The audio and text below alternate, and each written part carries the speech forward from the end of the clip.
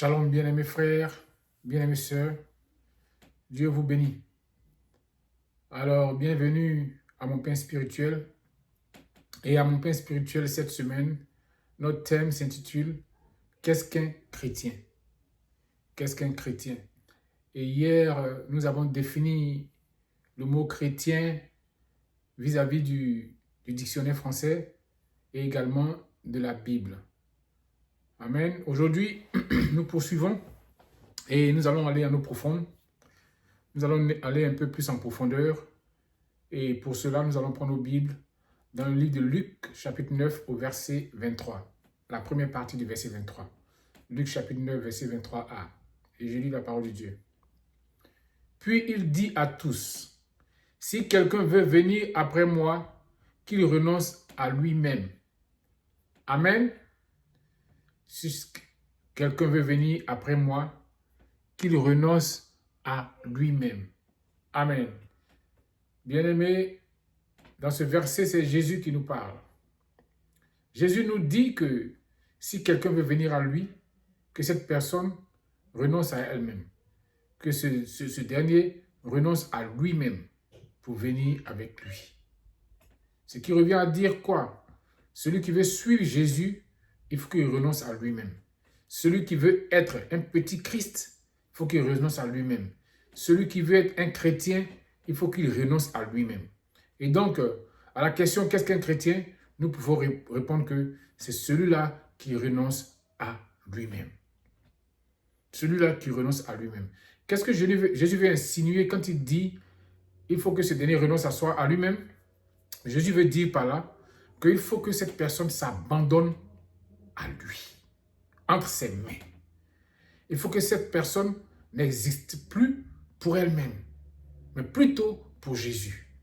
Celui, oui, qui s'abandonne entre les mains de Jésus, celui qui renonce à lui-même, c'est celui qui se confie entièrement à Jésus, totalement, corps, âme et esprit. C'est celui-là qui décide de vivre pour Jésus. C'est celui-là qui décide de marcher dans les pas de Jésus, sur la voie, sur le chemin tracé par Jésus. Celui-là qui décide, oui, de vivre sa vie selon les recommandations, selon les commandements de Jésus de Nazareth. Amen. Alors, bien-aimé, c'est cela, renoncer à soi-même.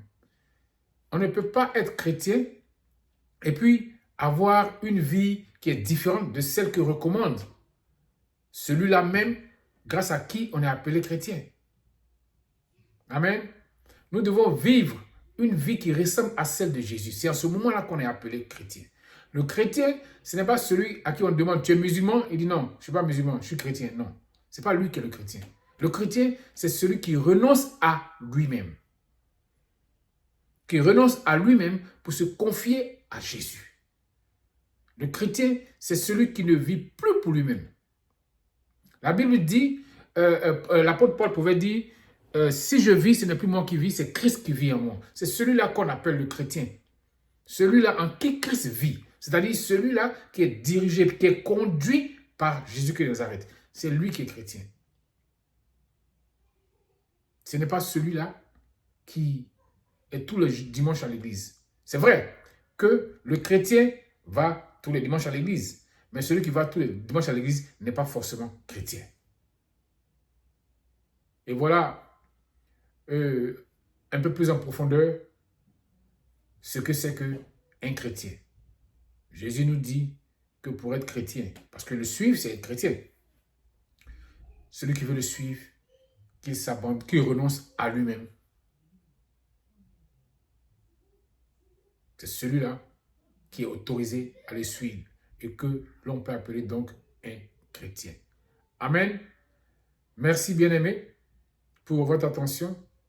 J'espère que cette exhortation vous a béni. Si c'est le cas, partagez la vidéo pour que ça puisse toucher encore plus de personnes. Donnez un peu plus de visibilité à la parole de Christ à travers les partages sur vos réseaux sociaux, Facebook, WhatsApp, YouTube, TikTok, etc. Amen. Alors, soyez bénis. Que le Seigneur demeure dans vos maisons. Que sa grâce soit vos partages Au nom de Jésus, amen. Et à demain pour la suite. Merci.